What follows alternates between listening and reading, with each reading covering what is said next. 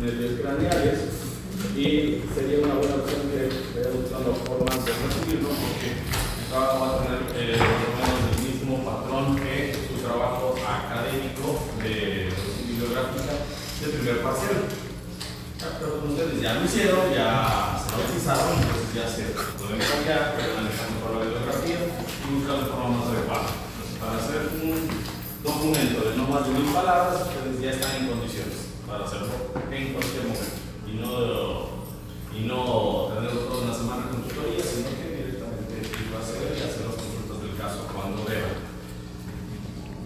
¿Qué estuvimos diciendo? La configuración interna es fundamental porque gracias a ella vamos a saber funciones. La configuración externa que nos decía, los relieves que tenemos que considerar para identificar volumétricamente en el espacio, en todo el largo del tronco encefálico, los elementos que tienen facilidad funcional. Los tres componentes funcionales del tronco que nos dan los elementos que debemos buscar son ¿cuáles? ¿Cuáles son las tres funciones fundamentales del tronco encefálico? Vamos, ¿cuáles son los doctor? Vamos. Es neuroencéfalo y microencéfalo, o sea. ¿Ya es fácil? ¿Qué quiere decir eso?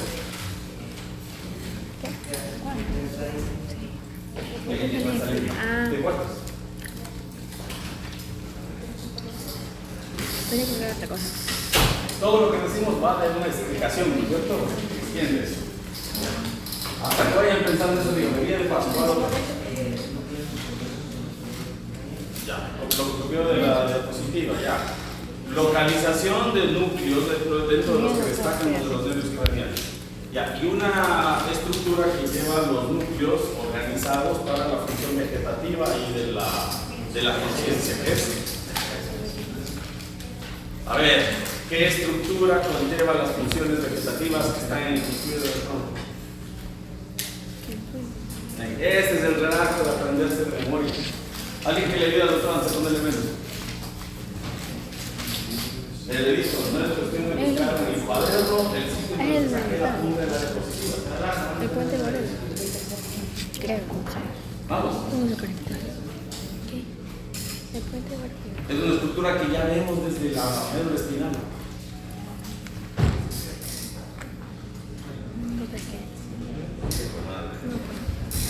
Verán, les estoy diciendo, estoy jugando el trabajo con ustedes. ¿Estructura de qué? Pero a ustedes les botan de la universidad y a mí también, pues es que no pasan ese examen. ¿Cuál es la estructura que integra las funciones vegetativas y del control de la conciencia? Domicilia en el tronco encefálico. Ah.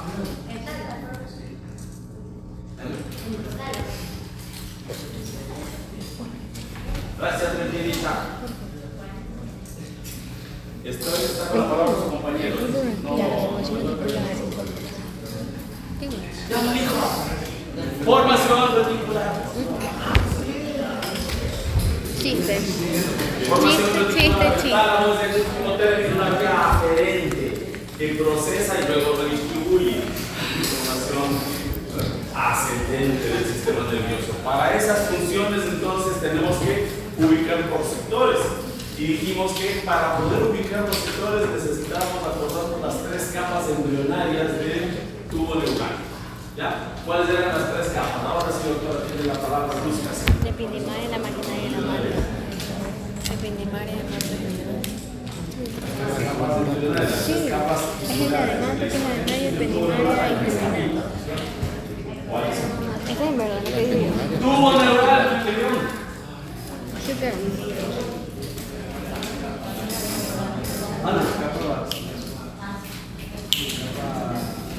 Le dejamos de esta raya hasta que se ubique. Vamos, doctor Alvarado. Ya está la ependimaria, la del manto y la marginal.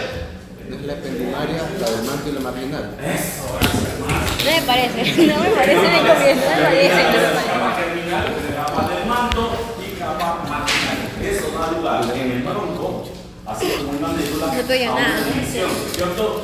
La capa terminal, ¿ya? Da lugar a qué en el tubo neural. En el tronco, la capa ependimaria. Usted tendría que describir la capa terminal, que es el doctor ¿A qué en el sistema nervioso? Aquí en el tronco encefálico. ¿Qué hizo la primaria? Vamos, doctor.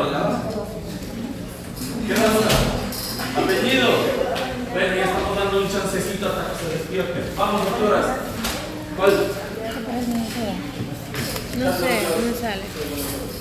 Son chavos, pero no chavos. Tengo un sueño. Gracias, abogado. Pagaste mi respuesta hermosa.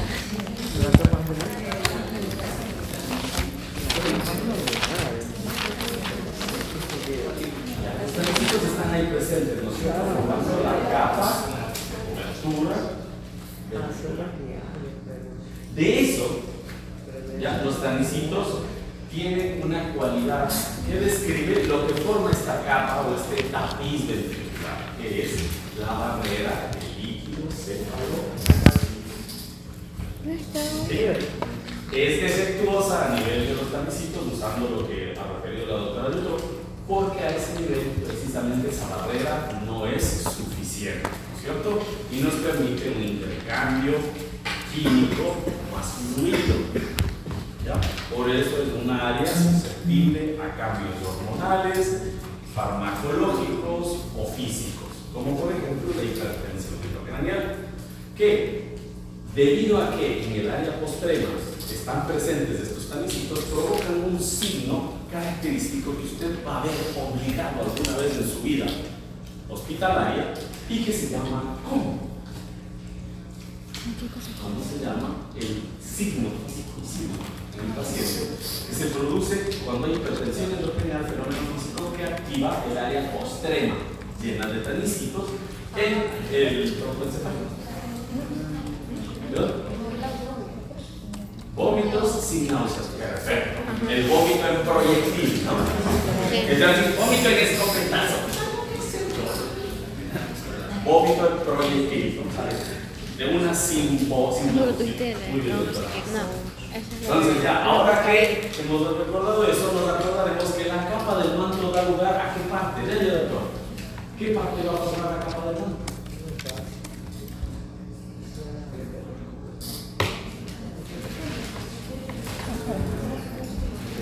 Esto tiene que ser el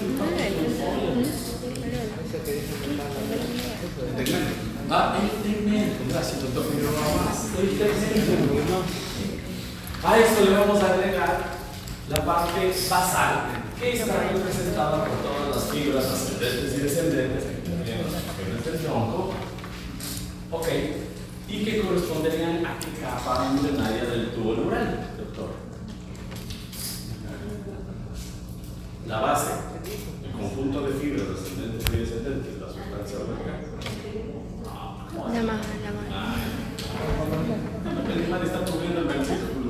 La marginal. La marginal. La marginal.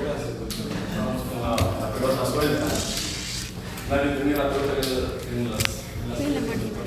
La marginal es la que está más externa. Es la que.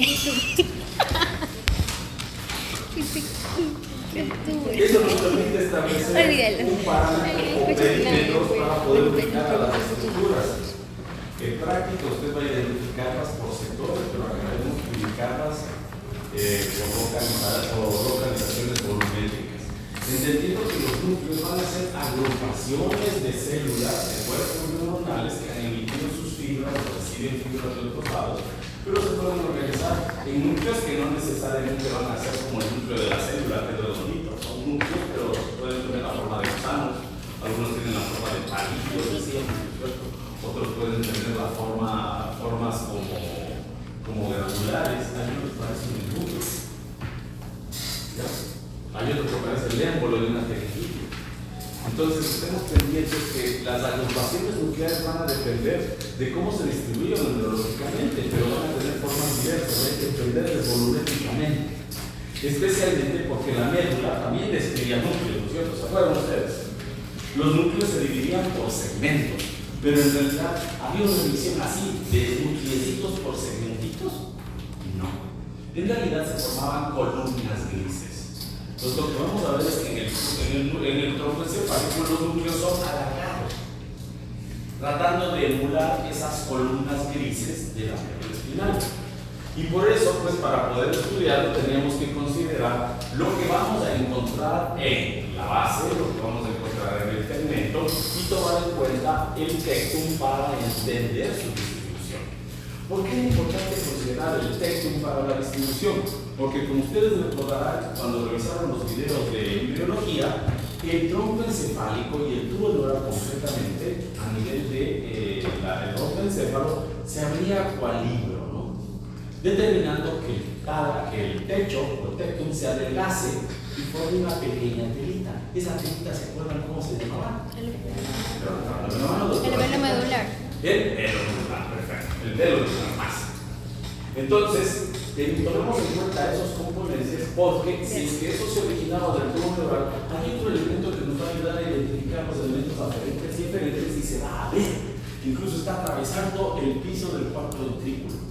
¿Ya? Es un surco que nos ayuda a delimitar y a localizar las estructuras aferentes diferentes, las viscerales y somáticas. ¿Qué surco era? El surco limitante. Gracias por la gracias. Más. Entonces, recordemos esos componentes, recordemos esta distribución. Estuvimos ejercitándonos un poco en esta lista para recordar cuáles eran los fascículos que ya vimos, que ascendían y descendían, que al verdad no podían estar ahí instalados. Pero como guía de paso tenemos que tomar en cuenta todos estos componentes. Hay algunos que no han sido mencionados, por ejemplo, el haz tegmental central. Si es que se denomina haz tegmental central, que unirá estructuras nucleares que estén metidas en el tegmento. Ese no se menciona acá, porque no es ascendente y descendente, se queda a nivel del tronco. Hay otro fascículo que también se queda en el tronco, pero tiene una cola que va de largo, que se escapa hasta los niveles, hasta los cordones anteriores de la médula y nos ayuda para mantener un reflejo. Estamos hablando de qué fascículo que tiene un componente largo en el tronco y en la médula espinal que alcanza los niveles torácicos y nos ayuda a mantener el reflejo culocefaloquiro. ¿Qué fascículo es este? Levantando la mano. Adelante, doctor Gómez. El fascículo longitudinal. Perfecto, gracias, doctor Gómez. Más. Sí, el fascículo longitudinal. Entonces, esos elementos tengámoslos presentes para no perdernos.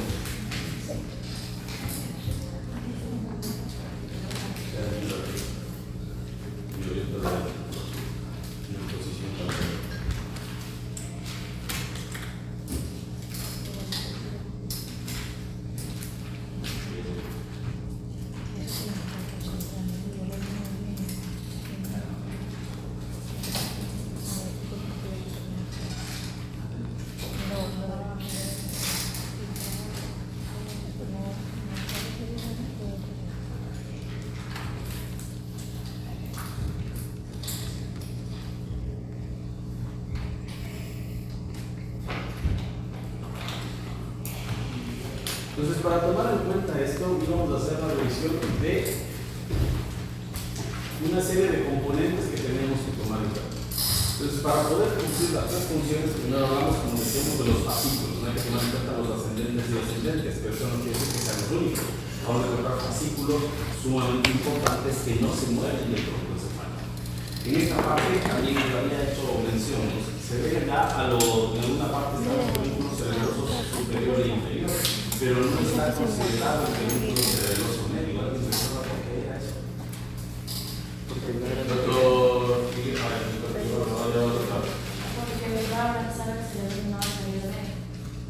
así de simple.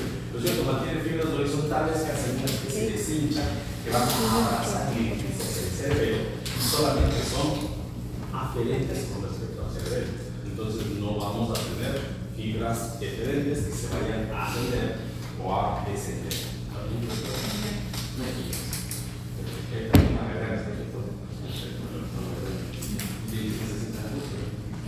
Entonces me confundo. Gracias, doctora señores. Entonces más.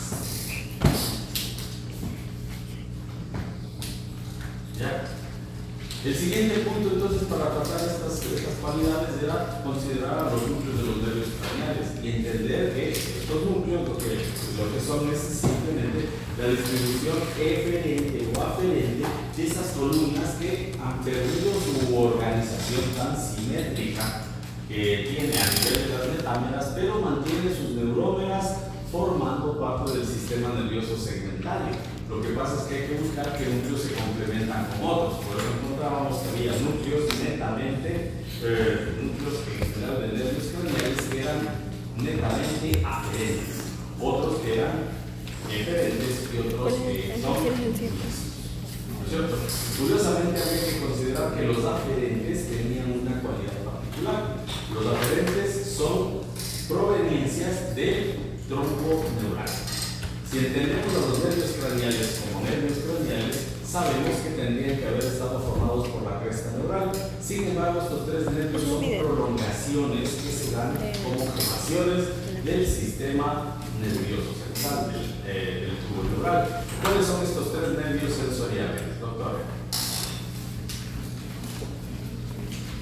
Sí. Vamos, ¿cuáles son? ¿Cuál?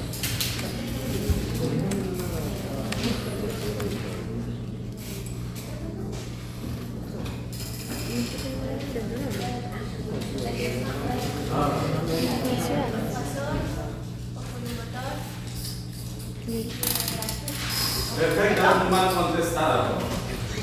Son aferentes del óculo motor en el nombre tal que es la pregunta. Y el abducen también, porque si abduce no va a generar percepción sensitiva, ¿no es cierto? Ya, vamos, doctora Jaime. Ahí ya dijimos que el vestíbulo, el olfatorio y el óptico no son verdaderos nervios craneales, ¿no? Pero curiosamente hicimos una anotación respecto al vestíbulo coclear, me lo había comentado. ¿Qué pasaba por el vestíbulo coclear? Y los dos, ¿Qué pasa con este? el facial y el gusto. El nervio, el nervio.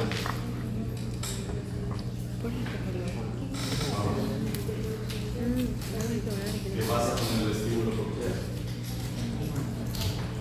Le ponemos el más porque contestó lo que le pedimos, pero vamos, ¿qué pasaba con el vestíbulo coclear? Que tiene una. A ver, vamos por atrás. Doctora Rolillo, ¿qué se le ocurre?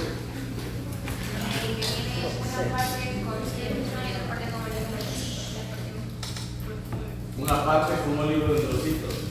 ¿Ya? ¿Qué diría que está a favor de que sea considerado un nervio craneal?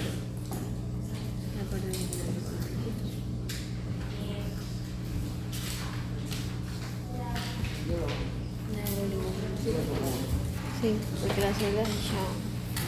En cambio, ¿cuál sería que tiene a favor de que sea considerado una gemación del tubo neural y no un nervio?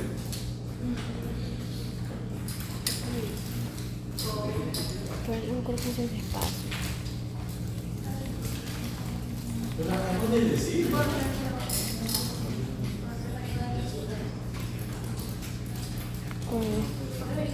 Tiene oligodendrocitos. ¿Qué otra cosa?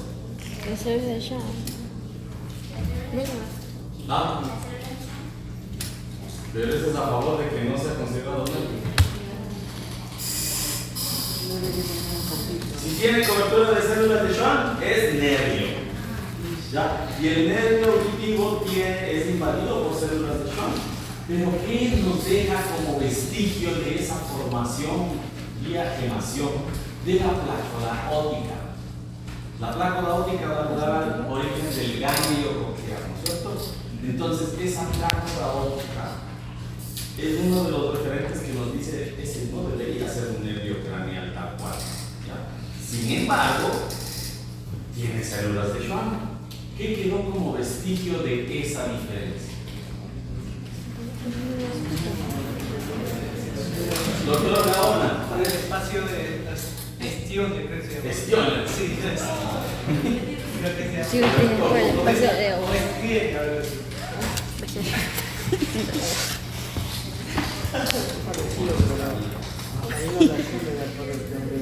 ¿Quién fue? Holsteiner. Ese sí me dije. No sé cómo por el espacio, por ese espacio. Consideremos los pedúnculos cerebelosos también movimientos que tenemos que rodar por las fibras que entran y salen y es un punto de contacto con el componente encefálico del tronco. Entonces, cuando ya hablamos de mesencéfalo y el cerebelo. ¿Sí? Hay que tomar en cuenta también que decíamos que las vías descendentes del tronco encefálico incluyen a vías netamente vegetativas. No vamos a atender ascendentes vegetativas porque todas son mezcladas, ¿no? ¿Ya? Es compartida la vía aferente.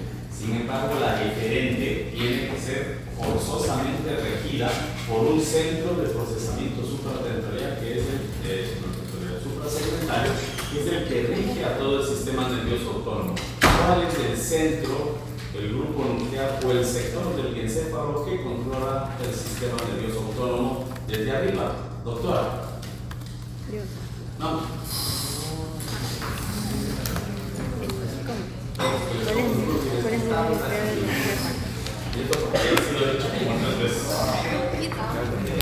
Vamos, doctora, ahora sí. Luzca, si es el punto. Vamos.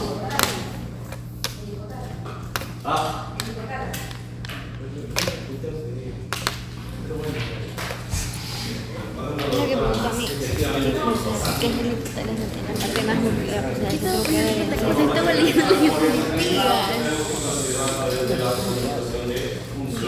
vegetativa. ¿Ya? Esta función vegetativa implicará que procesa las funciones dependientes para controles fundamentales en el campo cardiovascular y respiratorio. Como fundamental. Ahora vamos a tener respuestas de otros estirpes por los núcleos que tenemos, por supuesto, tenemos el núcleo ambiguo y el núcleo elevado. El núcleo elevado que también nos dará respuestas diversas, especialmente en contraste con el sistema nervioso simpático. De ahí hay que considerar que estos sistemas están conformados por ciertas vías y las concentraciones de ciertos neurotransmisores nos darán referentes funcionales importantes. Tenemos las vías serotoninérgicas provenientes del núcleo de Raffer. Acordémonos que tenían una función específica a nivel de la sustancia gelatinosa de Rolando. ¿Cuál era esta función de la sustancia gelatinosa de Rolando, mi doctor?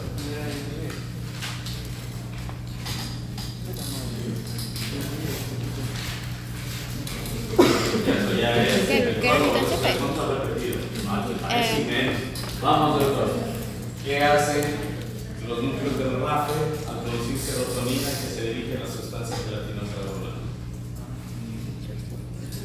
Menos. Doctor, vamos. Cosecha de menos. Menos. Vamos, doctor. Oye, me lo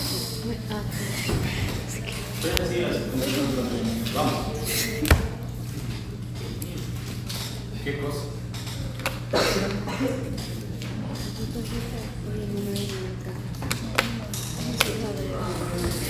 Menos.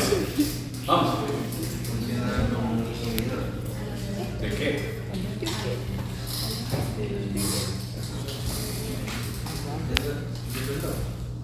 Del dolor. ¿Cómo?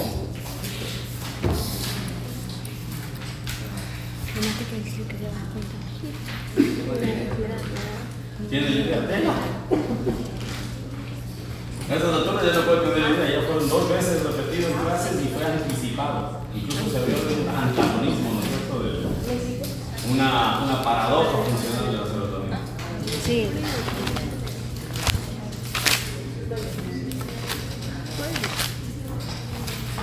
Ya. Ahí el veno. Ya. A ver, No sé si estoy correcto, pero creo que es una inhibidor para la sustancia P. Sí, el inhibidor de reservas productoras de sustancia P. Si yo inhibo esa célula, no se genera la sustancia P y por tanto el horror lento. Mira. Y bueno, ¿qué sucederá con estas vías descendentes? En cambio, cuando llegan a las áreas, a los núcleos motores o a los grupos nucleares motores medulares de las astas centrales. Doctor. Vamos.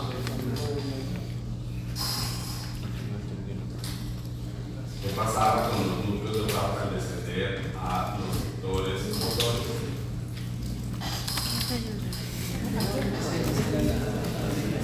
Queda libre. Queda libre. No quiero saber. Pero no lo quiero. Núcleo de rápido. No. Dele otra, a ver, ya se dijo, menos, esas cosas sí son reiterativas. Vamos, doctora Zambrano.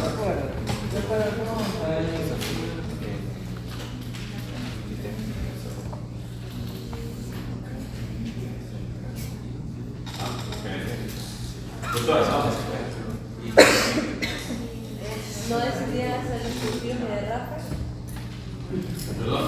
O sea, no decidían hacer los núcleos de Siempre como- No, descienden hacia los grupos nucleares y motores somáticos de la médula que hacen los fibras.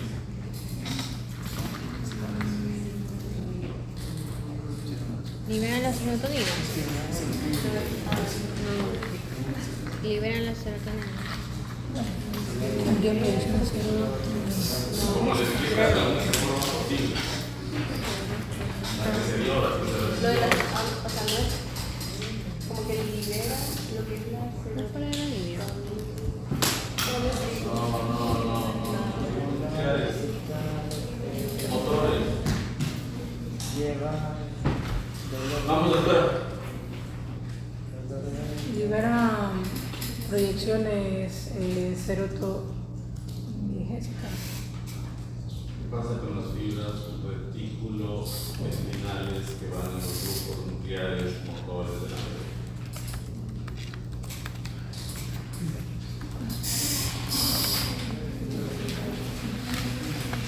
Bien, pues ponemos uno de los doctores. Estaba levantando la mano. Ahora van a ir complementando los otros que han levantado, van a ver si ganan otros más. A ver, doctor Barro. ¿Qué es el dolor rápido? El doctor que llegó. Hablaba sobre la paradoja de la serotonina. Que decía- Eso es sensibilidad. Pues que en esa parte de en el núcleo motor es excitado a los núcleos generando movimiento en sí, Dependiendo de qué. dependiendo Creo que de tengo un contrario. No es eso, mira. Porque nada, es lo mismo, pero Del nivel de conciencia, doctora del doctor. Del. movimientos voluntarios. Sueño, sueño, vigilia.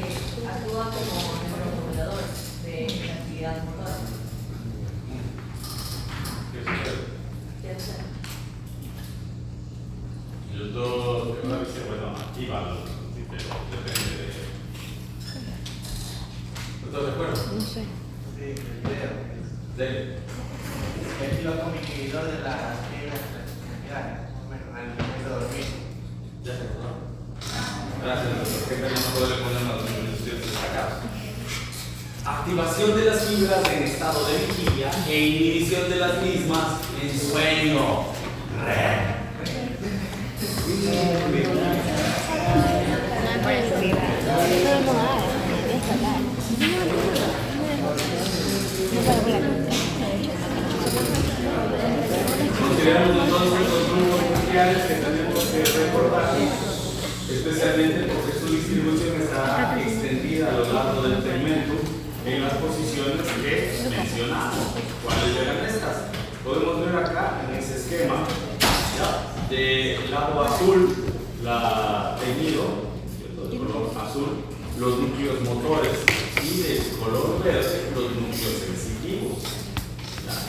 Nos ponemos a ver entonces que de los 12 nervios craneales tenemos que prestar atención a los 12 nervios craneales que van a tener trascendencia a este nivel, y tomando en cuenta que de esos nervios va a haber unos que solamente tienen un componente sensitivo. Al primero y al segundo no los tomamos en cuenta porque son cuentos de otro día, eso es sistema suprasegmentario. Pero el óptico es ahí, entonces el único sensitivo que va a estar puro ahí es el óptico, ¿no? El nervio auditivo, el nervio vestíbulo craneal. ¿Sí? No óptico, nervio auditivo o vestíbulo craneal. De ahí tenemos 9 núcleos netamente motores, y de los que destacan los que se encargan del movimiento de la lengua, el movimiento y los oculomotores. Entonces, y bueno, juegos mixtos que involucran siempre un complemento entre ellos. Este es un dato importante que tienen que considerar ustedes cuando consideren los núcleos. Si es que estamos hablando de segmentos, acordémonos que el mesencéfalo tiene dos mesómeros. ¿Ya? El mesencéfalo se va a dividir en dos segmentos o porciones en función de la emergencia de los nervios oculomotor y troqueal y de los folículos superior e inferior. La protuberancia tiene también dos trombómeros y el bulbo raquídeo tiene tres. Entonces, estas divisiones nos permiten ver cómo se van organizando las emergencias nerviosas y los núcleos. Pero, como no son tan organizados, tenemos que darnos cuenta qué nervio, si obligado tenemos una forma de sensibilidad, tiene que haber un punto de salida para responder a esa sensibilidad. Dicho de otra forma, para que se comprenda, si es que yo tengo el aparato, el nervio ombligo, ¿ya? Yo escucho una explosión, hay un punto de entrada de sensibilidad auditiva. Va a llegar a mi corteza, por supuesto, pero también activa ciertas respuestas motoras. Y la primera... Ay, carajo. Esta va a ser la primera respuesta.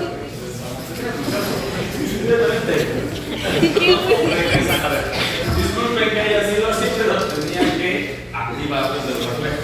Casi lloro. Lo primero que hicieron fue activar el reflejo oculocefalótico. A ver, hicieron una mueca y fijaron el cuello y el torso. ¿Ok? Una entrada y una respuesta que es dada por grupos musculares y oculomotores. Aparte también un poquito de nervio facial, me hicieron una mueca. Okay. Si es que yo tengo un estímulo táctil del rostro, es una vía de entrada de la sensibilidad del rostro. Entonces yo tengo que buscar un punto de salida para la motricidad del rostro. No necesariamente es el mismo nervio. En este caso, la entrada sensitiva va a ser el trigémino y la respuesta de la expresión facial va a ser el facial. Pero siempre, obligados, tendremos que tener un punto de entrada para el estímulo y necesariamente una respuesta. Pero tendrá que haber nervios que complementen la función aferente con una función eferente, aunque yo vaya por los mismos nervios. Dicho esto, entonces vamos a categorizar. Miren, aquí tenemos los folículos superiores y a nivel del segmento, los folículos superiores, vemos un gran núcleo que es el motor ocular común u oculomotor. Vemos a nivel de los folículos inferiores el núcleo patético, que es el nervio coclear, ¿sí? A este nivel, en el motor ocular común también se menciona en su momento un núcleo accesorio, que es el núcleo de Edinger-Westphal. Se llama núcleo motor ocular común accesorio porque se encarga de las funciones vegetativas de ese nervio. ¿Ya? Es un nervio motor puro, pero que tiene también un componente diferente visceral. Y aquí tenemos, si seguimos bajando a la altura de la neurómera de la protuberancia que va a salir, si ustedes se acuerdan donde está la flechita, había un espacio que vimos en práctica que se llama la fobia superior. La fobia superior nos da la señal de dónde está este núcleo. Es el núcleo motor del quinto nervio craneal. Seguíamos hacia abajo y nos encontrábamos con dos abultamientos que se encargaban de formar el colículo facial. ¿Cómo se forma el colículo facial? Por la presencia del núcleo facial y el núcleo del motor ocular externo. ¿Qué sucede a nivel del colículo? El motor ocular, el facial, envía una fibra, un grupo de fibras que hacen una vuelta, dan una vuelta como rodilla y envuelven al abdúceres, dando lugar a lo que se llama la rodilla del facial alrededor del núcleo del abdúceres. Esos dos elementos son los que dan origen a la presencia del colículo facial o la eminencia teres. Entonces, a este nivel lo que podemos ver son esos dos núcleos. No se han descrito las fibras, pero podemos colegirlas. Miren ustedes, vénganse acá. Si ven estos núcleos, voy a dirigir la flecha a este nivel y ustedes se dan cuenta que aquí está el núcleo, aquí está la rodilla girando, la salida del facial y aquí el núcleo de la abducens rodeado por esas fibras, haciendo una lomilla, una curva. ¿Ok? Seguimos hacia abajo y nos encontramos con unos componentes nucleares. Aquí va a estar el núcleo lacrimal, el salivatorio superior y el salivatorio inferior. Los núcleos de estos van a salir por unas áreas determinadas de los núcleos craneales, pero su ubicación va a estar muy próxima a un surco que se puede ver en el bajo del círculo. ¿Sí? Este surco, ¿cuál era? El surco limitante. Entonces, una referencia para saber a qué altura estaría sería por debajo y hacia afuera de la eminencia teres. Entonces, a este nivel podríamos encontrar uno de los núcleos salivales y lacrimales. ¿Por qué es importante estas ubicaciones? Si es que esta persona sufre un infarto cerebral y se daña justo a la altura de la eminencia teres, ¿usted qué puede encontrar en el paciente? Parálisis. ¿Qué cosa? ¿Qué podría encontrar? Lesión de la eminencia teres. Parálisis. Por el núcleo. Parálisis. ¿Qué parálisis? Parálisis Parálisis. No, parálisis facial. Parálisis facial. Por el daño del núcleo motor Eminencia facial, teres. que está en Núcleo motor del facial sí paraliza. Entonces, ¿cómo se expresaría y se manifestaría la parálisis?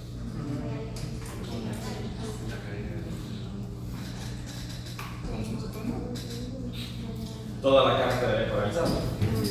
No, depende del lado. De lado. Entonces, Sería parcial. Ajá. una Solo parálisis. la- Una parálisis. Ipsilateral. Ah, perfecto. Gracias por la Contralateral. explicación de ipsilateral. ¿Por qué sería ipsilateral?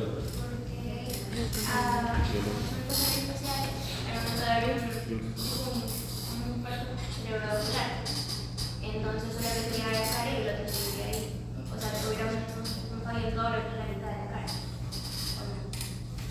Muy bien, doctor. Bueno, le damos al doctor Figueroa más, le vamos a dar a la doctora Molina más, y le voy a regalar un cajón a quien me diga qué pasa en cambio si las fibras que salen de la corteza piramidal, la corteza motora primaria, se dañan antes de llegar al núcleo. Así como para el estoy regalando un cajón, ahorita los cajones pesan. Explicó sobre la doble representación cortical, que unas fibras de una corteza ayudaban a otras, pero en el caso del nervio facial, estas no ayudaban y igual se quedaba la mitad de la cara. Solo la mitad de la cara, del mismo lado de la lesión. Del otro lado porque encontraba que era Muchísimas gracias, doctor Gómez, tiene un caso completo. ¿Sí? Con conocimientos dados en los videos que se les han otorgado. Ahí se describe que la corteza triangular, la corteza motora primaria, tiene fibras piramidales que descienden a estos núcleos. Y van a ser los que le dan orden, ¿no? Las fibras córtico-nucleares. Y es importante tomar en cuenta la doble representación cortical que tienen los núcleos de los nervios craneales. Escuchen esto, generalmente se les toma en los exámenes, se les pregunta con mucha frecuencia, porque ayuda a comprender la función de los nervios craneales. Y el doctor Gómez acertadamente fue a revisar, porque yo les dije, si es que entienden la doble representación cortical, entienden por qué los ojos no dejan de moverse en sueño REM. Y es fácil paralizar los brazos y las piernas, pero no sus ojos. Es porque la doble representación cortical en los nervios craneales de los nervios oculomotores, núcleos, es compleja. Entonces yo le puedo noquear, pero siempre va a haber inervación muy potente. Y aparte de eso, la formación reticular es un alcahuete poderoso. ¿Sí? Tiene mucha inervación complementaria. Ya, eso ya vamos a avanzar más adelante. Entonces, gracias al doctor Gómez. Acuérdense, por favor, de esa frase que voy a insistirles y que tienen que entenderla, no solamente acordarse. No se deben acordar las dos pinches palabras, deben acordarse qué quiere decir esa putería. Doble representación cortical. Doble representación cortical. ¿Qué quería decir doble representación cortical?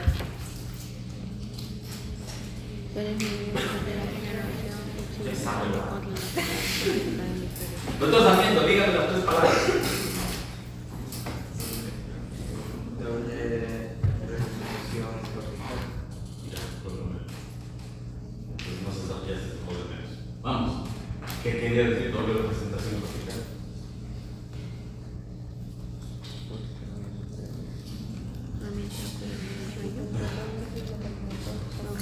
El doctor Gómez muy acertadamente les comentó que las fibras descendentes de un lado de la corteza bajan hacia el núcleo contrario. Vienen las fibras del otro lado y se van al núcleo contrario. Pero eso va bien para los núcleos a nivel córtico-espinal. Las fibras córtico-nucleares no solamente cruzan hacia el núcleo contrario, sino que también dan fibras al mismo núcleo. ¿Qué es lo que obtengo yo con fibras al mismo lado y al lado contrario? Que si es que se me daña esta corteza o las fibras que descienden, la otra compensa. Entonces, por eso está representada la función de este lado y de este. Si se daña este, compensa este. Por eso se le llama eso doble representación cortical. Ahora, ¿qué sucede en el nervio facial y en el nervio hipogloso? Estas fibras que descienden no cubren a todo el núcleo en la organización contralateral. Entonces, cuando se daña, sí le ayuda a que no se pierdan todas las funciones, pero no avanza a cubrir todo el trayecto de la cara. Por eso sí se da parálisis, pero solo en el cuadrante inferior. El ojito y la frente la sigue moviendo la persona. Usted sabe que se le dañó la corteza del lado derecho porque el cuadrante inferior izquierdo de la cabeza le tiene claro. Boquita así, la boquita caída, el cachete flácido y el forramiento de los surcos de expresión facial. Esa es una manifestación de una lesión central del nervio facial. Y sigo insistiendo en esto del facial porque es algo que les va a salir en el examen fijo y que tienen que saber como médicos generales. Cuando se dañan en cambio las fibras que salen del núcleo totalmente o las fibras que salen del núcleo, las motoneuronas son las que se jodieron. ¿Sí? Y estas motoneuronas, si se dañan los axones, se daña todo el tronco que va a inervar la cara. Entonces, cuando es un daño periférico, la parálisis es completa. Entonces, su ojito empieza a hacer eso. Cuando usted cierra los párpados, como este párpado está caído, su ojo se le va para arriba. Entonces, así. Que es el signo de Bell. Sí, de campana, signo de Bell. Y la parálisis no es solo del cuadrante inferior, sino de toda la mitad de la cara. Entonces, cuando es un daño periférico, hay signo de Bell, se borran las arrugas de la cara, se borran los pliegues, se le borra la ojera, se le borran los pliegues faciales superiores y también los componentes inferiores. Entonces, una parálisis central es solo cuadrante inferior contra la cara. Una parálisis periférica es la mitad completa ipsilateral. ¿Qué quería decir ipsilateral? El mismo. ¿Qué quiere decir contralateral?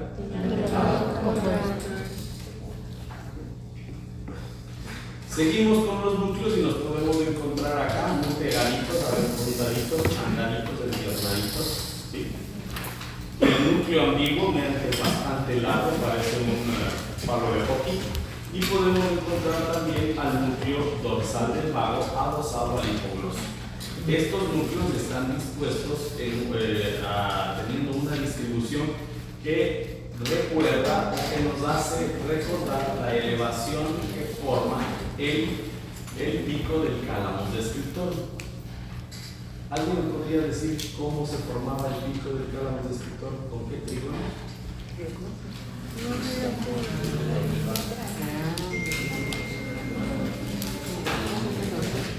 ¿Cómo se forma?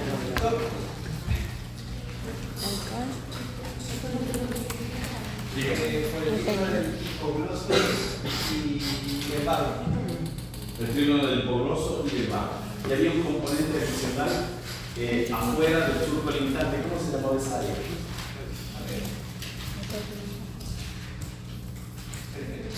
Tenemos el cordón Ceres y el pico que ustedes están haciendo muy bien con el núcleo del hipogloso medial y el del vago lateralmente, ¿no? Que son los que estamos viendo acá. Ahí está la punta del pico del cálamo. ¿Sí ven? Sí, ya. ¿Y esta área de acá, cómo se llama? Área vestibular. Perfecto. ¿Qué es lo que sucede? El área vestibular envuelve con los núcleos vestibulares núcleo ambiguo. Entonces usted busca los núcleos vestibulares en la parte de atrás por delante de cierto paso. ¿Sí?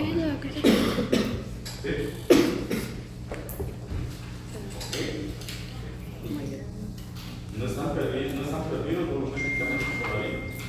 Es lo que más nos duele ahorita, lo que más nos suele dar problemas. Gracias a la doctora García por nuestro programa.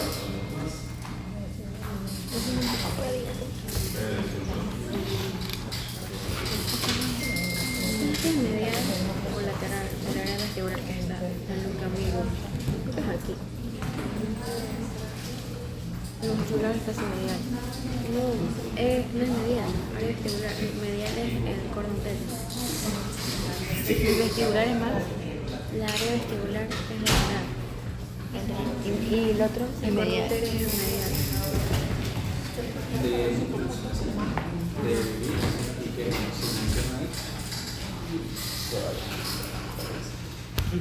¿Alguien me estaba preguntando algo? Supone que teníamos claro. Vamos a los componentes sensitivos, nos vamos hacia arriba, nos encontramos con el núcleo, el componente principal del trigémino. Tenemos el núcleo principal del trigémino y el núcleo espinal del trigémino. Este núcleo es el más largo y es el que se va a encargar la parte de abajo de la sensibilidad protopática, que era la sensibilidad protopática, el procesamiento, ahora sí va a ser más.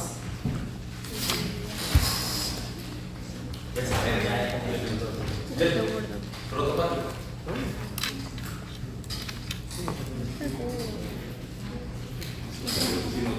Yo quiero.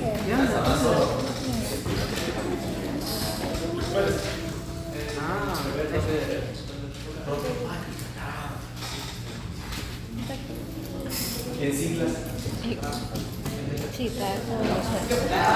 Yo quiero.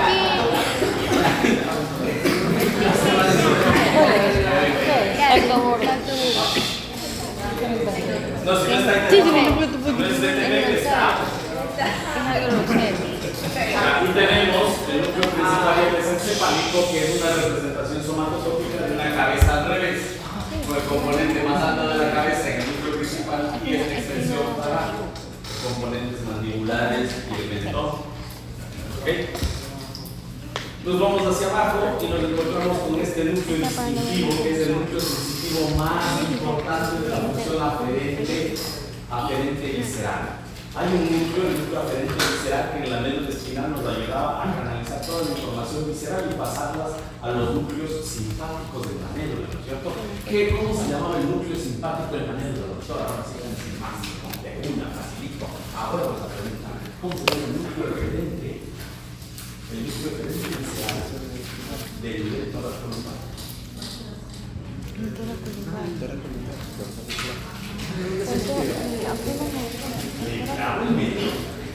entiendo, ¿qué cosa? El núcleo.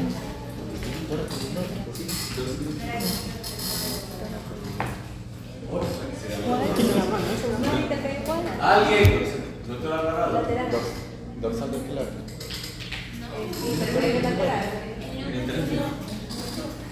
Dos, muy bonita. Intermedio lateral. Le juro que ya. Gracias por salvarme, se me rompe la neurisma. El intermedio lateral. ¿No les pasaría el pequeño de eso acá? No, solo por hacer algo. Núcleo intermedio lateral. Doctora, el intermedio lateral. Función. ¿De qué? ¿Qué función cumple el núcleo intermedio lateral? Función Recibir información. Sí, sí. recibir información y mandar información a la el intermedio lateral y el núcleo autónomo sacro también venía su núcleo aferente visceral. Entonces, ese equivalente del núcleo aferente visceral del sistema metamédico a nivel de las broncómedas está representado por el núcleo de las solitarias. ¿Sí? Entonces, este núcleo de las solitarias va a tener funciones netamente vegetativas. ¿Ya? Y por eso es que se divide en dos porciones. Una porción baja que se encarga de las aferencias viscerales generales, como las de la percepción de la presión, ¿sí? La sensibilidad barométrica de las arterias, ¿sí? Los varoreceptores del seno carotídeo, y también teníamos que el globo carotídeo, en cambio, es un quimioreceptor que detecta la concentración de oxígeno y CO2. ¿Por qué es tan importante que este núcleo esté presente a nivel del tronco? Porque esta es la parte aferente que le dice que en la sangre tenemos demasiado CO2. ¿Qué tienes que hacer? ¡Bárrele, loco! ¡Bárrele al CO2! Meto oxígeno y voy botando CO2 con las observaciones. ¿No? Loco, estás con demasiado oxígeno, hay demasiado bajo CO2, eso me afecta mi concentración, el pH de mi sangre, ¿no es cierto? El potencial hidrogenión, si es que yo barro mucho CO2, me quito hidrogenión. ¿Qué hago yo en cambio ahí?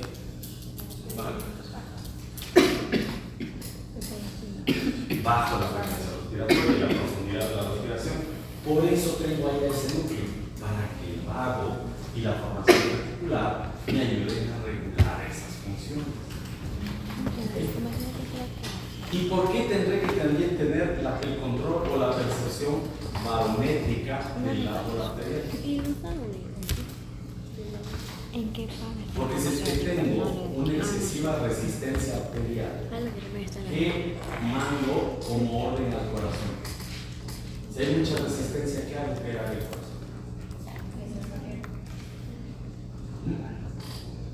Tengo una tubería y esa tubería está con tantos aros que en vez de llegar 1 litro a la casa, está llegándome 50 centímetros cúbicos.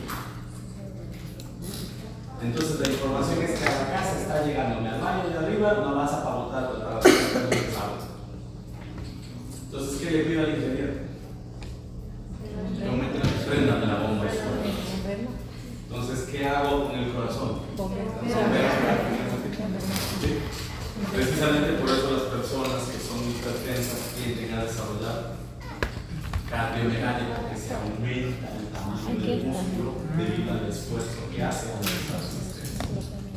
Entonces, cuando hay aumento de la resistencia, hay esa respuesta. Si es que en cambio están muy relajadas, hay hipotensión, que hace exactamente lo mismo también.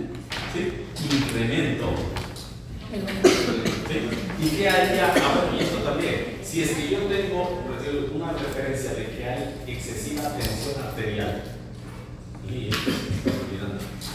hay ciertas sustancias que también se rigen por producidas a nivel del cerebro, ¿ya? Y que son inducidas por receptores como estos que están vinculados con la función del núcleo de la solitaria. Interesantísimo también. ¿Alguien ha escuchado y debe haber mencionado a alguien del péptido natriurético atrial? ¿Qué? Péptido natriurético atrial. Cuando yo era estudiante de medicina, recién estaban experimentalmente queriendo ver cómo funciona. Ahora es un parámetro obligado para saber el grado de insuficiencia que tiene esa persona.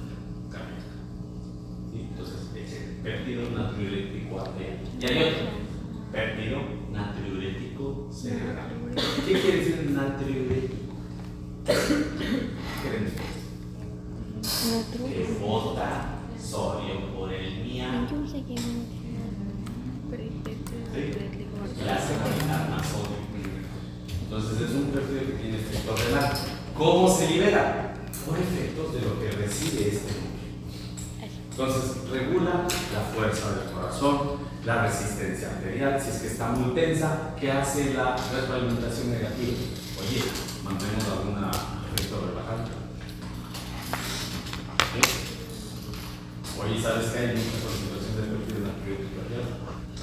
Ajustemos eso para que se active o se module el sistema renina, angiotensina, aldosterona. ¿No? ¿Se me olvidó? Listo, doctora Salas, ¿cómo funciona el sistema renina, angiotensina, aldosterona? Bueno, sabemos que tiene connotaciones vasculares. Entonces necesito, acuérdense, toda nuestra vida se basa en nuestra capacidad de vitalidad y nuestra capacidad de respuesta ante esa vitalidad. Entonces, este núcleo nos ayuda a recibir todas esas referencias del entorno vascular para darles una regulación del sistema nervioso. ¿Ok? Y que influye también el sistema endocrino. Miren qué importante es para entender esto la organización de todo nuestro sistema. Acuérdense de la primera clase que dijimos, hay una vinculación muy estrecha entre el sistema endocrino, el sistema inmune, el sistema nervioso. Y eso se ve expresado en núcleos como este, el núcleo de las solitarias.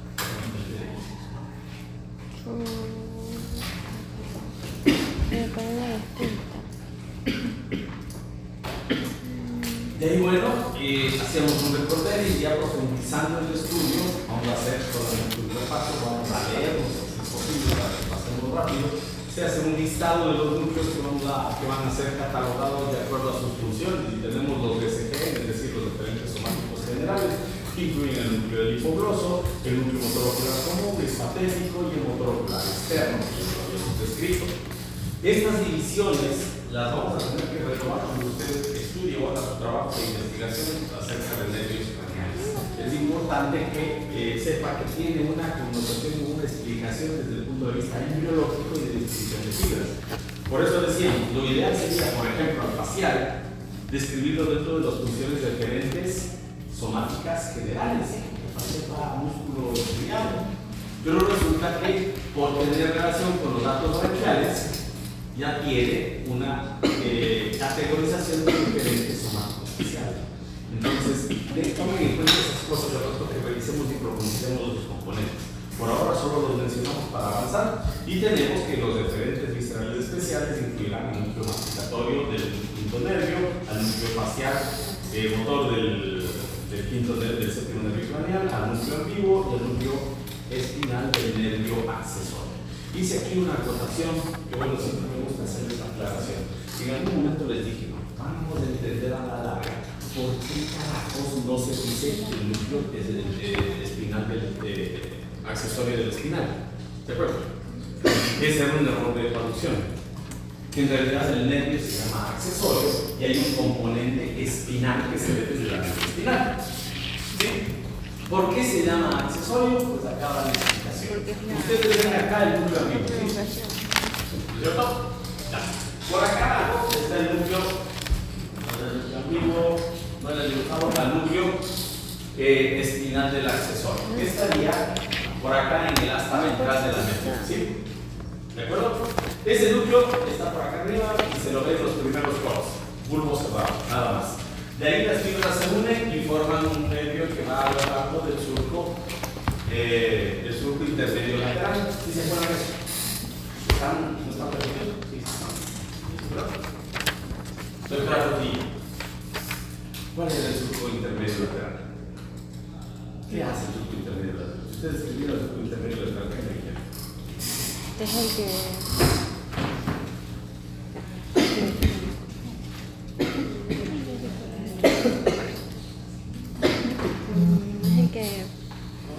como que divide la parte de ahí. ¿Quién se anima a describir qué es el surco intermedio lateral? Provóquense de mí.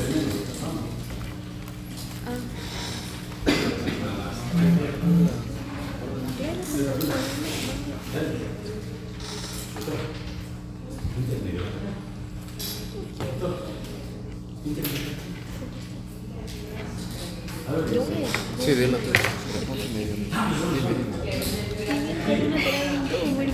Dije esa pendejada y me quedé así como que... Es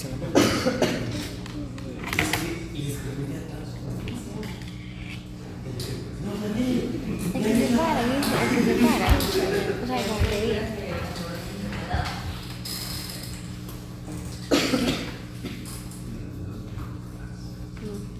Yo quiero decir. Bueno, gracias.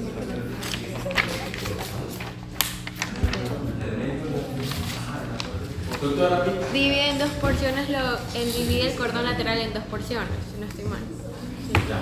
Divide el cordón lateral en dos porciones y se forma ¿por qué?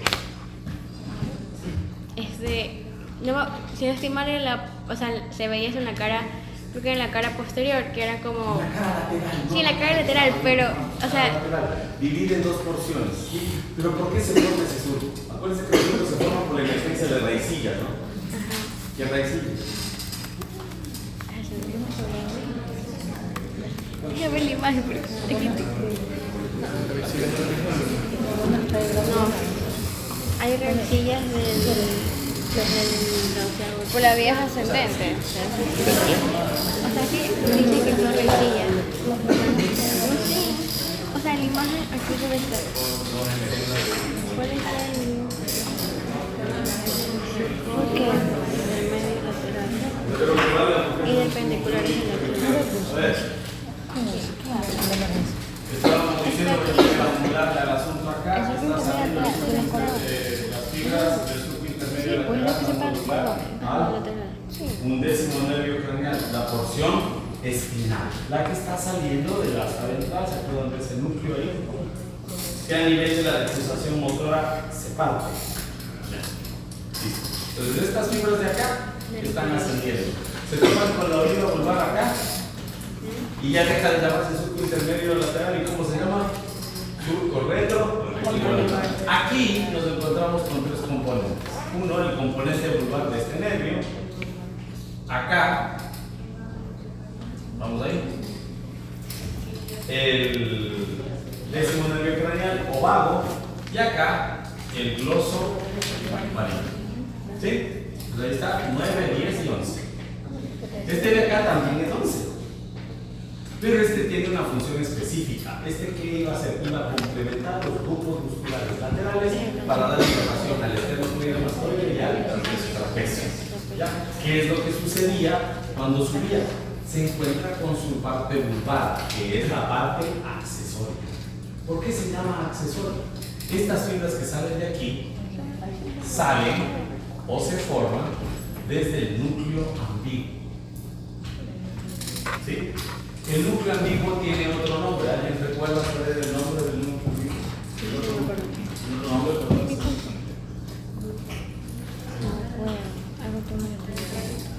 Gracias, doctor García. Más el núcleo ventral del vago. Y el que veíamos acá era el núcleo dorsal del vago. El núcleo dorsal del vago va a formar al vago, al nervio vago. El núcleo ventral del vago va a formar el accesorio. ¿El accesorio de cuál? Entonces, ¿por qué se llamaba nervio accesorio? Porque era un accesorio, una llapita, un extra del nervio vago. Por eso no se puede llamar, está muy mal dicho, nervio accesorio del espinal. Carajo, pero ¿sí? Entonces, el componente espinal del nervio accesorio, ¿qué hace? Dibujo eso acá. Viene el nervio espinal, se une con la parte vulvar, acá tienen el vago, ahí está el espinal y el accesorio, y acá está el glosofaringeo. Todos juntos se van al agujero radiado posterior. Y una vez que llegan al agujero radiado posterior, este con este y con este se van juntitos. Se van para acá. Y el espinal se separa. ¿Sí? Entonces, los anatomistas describieron a este nervio, el componente espinal con el accesorio, solo por este pequeño tramo. Al cruzar el agujero radiado posterior, que están juntos como nervio accesorio. Tanto al componente espinal como al que sale del ambiguo. Pero en realidad la función, ¿dónde se centra?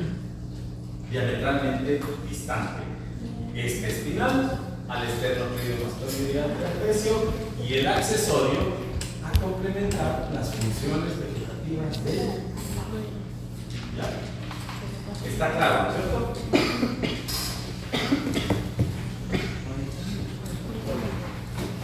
Desde ella solamente estamos navegando por esos componentes, ustedes ya los conocen. Los componentes diferentes viscerales generales, ¿qué núcleos eran? El núcleo de Ellington-Westphal. ¿Qué era el núcleo de Ellington-Westphal? Levanten la mano, doctor. Le corto la otra tres pisos. Vaya, regrese. Vaya, vea. No, deja el celular. ¡Chuta! O sea que le iba a chatear mientras lo hacía del. Qué comodidad. Vamos. Yo sé que me ¿Qué hacía el doctor Enrique en Huespa? Doctora Novillo. Gracias, doctor. Es decir, funciones vegetativas relacionadas con el óculo motor. ¿Sí? Es el componente diferencial de ese nervio. El núcleo salival superior, el salival inferior, también tendríamos que incluir el lacrimal, que están ahí juntos, en una hilerita de estos pequeñitos, y el núcleo dorsal del vago, que ya hemos mencionado. El aferente somático general incluye el núcleo sensorial del quinto nervio, el núcleo descendente y el núcleo mesencefalocondritismo, que forma ese complejo nuclear tan amplio que se ha organizado y lo pueden ver en verde. De ahí tenemos el aferente visceral general, que está representado por el núcleo del lazo solitario. Ámenlo, revísenlo, atiéndanlo, conozcan bien a este pinchín. Acuérdense que hemos hablado del componente aferente visceral general, pero hay también un componente aferente visceral especial que va a tener que ver con el gusto. ¿Sí? Y hay dos nervios, uno mixto, ya bueno, que todos son mixtos, que tienen la función de recabar la sensibilidad de la lengua. Los dos tercios anteriores por el facial, por su nervio sensitivo, ¿sí? Que se llama, ¿cómo se llama el nervio sensitivo del facial? El núcleo gustativo. ¿Ah? ¿Núcleo gustativo? No, nervio. Ah, Está intermedio. chus. Dele, doctora, dele. Gracias, doctora. Vaya, qué maravilla. ¿Acá? ¿Cuál? El intermedio. ¿Sí? Ahí Cuando también le ¿cuál ve. es esta? No, que qué tú lo decías, el intermedio de la carranza.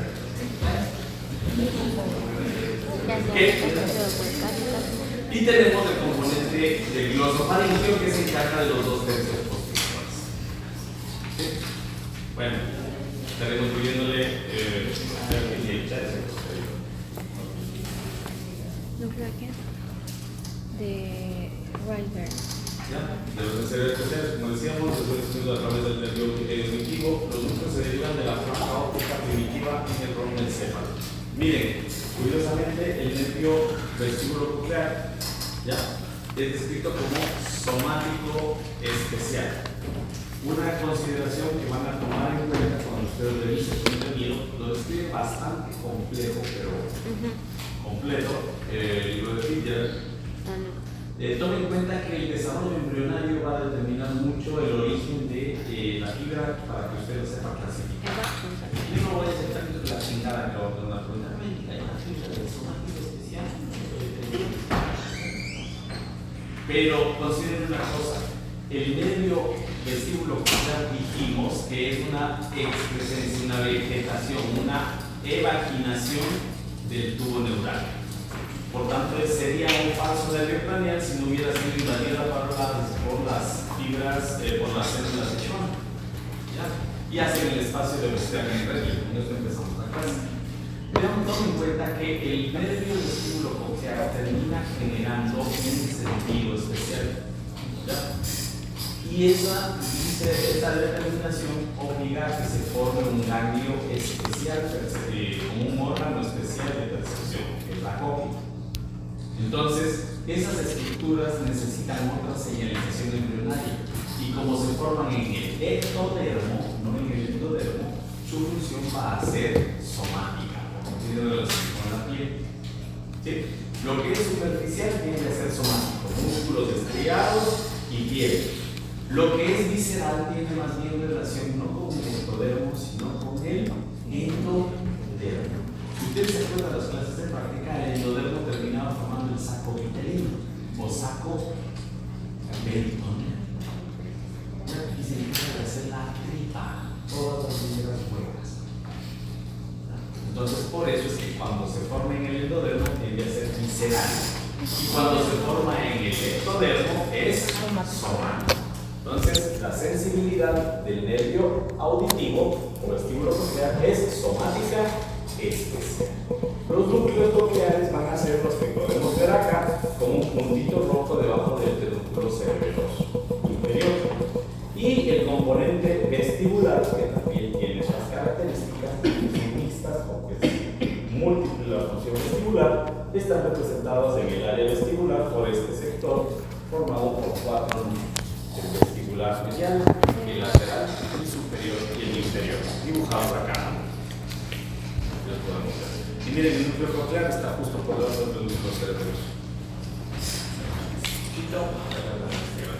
Todo lo que estamos viendo acá, lo vamos a ver también en práctica, pero solamente por selección.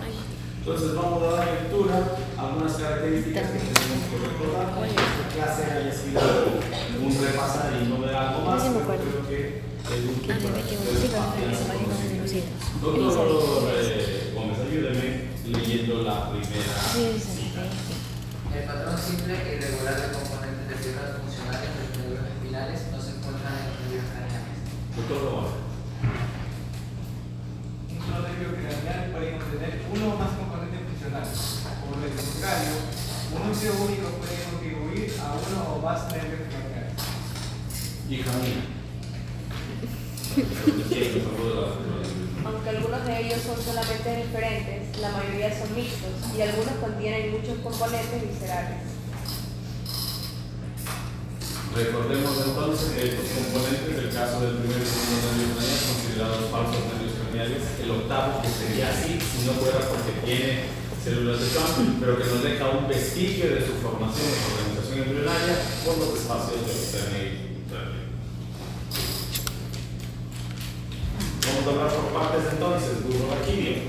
Ya sabemos que vamos a tener una porción o un separado que están junto a la médula espinal y una porción abierta que corresponde al cuarto ventrículo.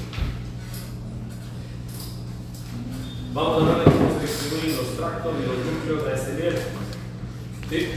De acá los que nos interesan son el núcleo grácil y el núcleo cuneiforme. Estos dónde están distribuidos o dónde están ubicados. Si ustedes regresan a ver a este nivel, ya van a ver que en el desarrollo embrionario, en la distribución o en la continuación de la médula, van a estar dispuestos alrededor de la sustancia gris, formando pequeñas elevaciones como bastones que se van a extender hasta un abultamiento que ustedes ya conocen como tubérculo de Gold y Burda o tubérculo grácil cuneiforme.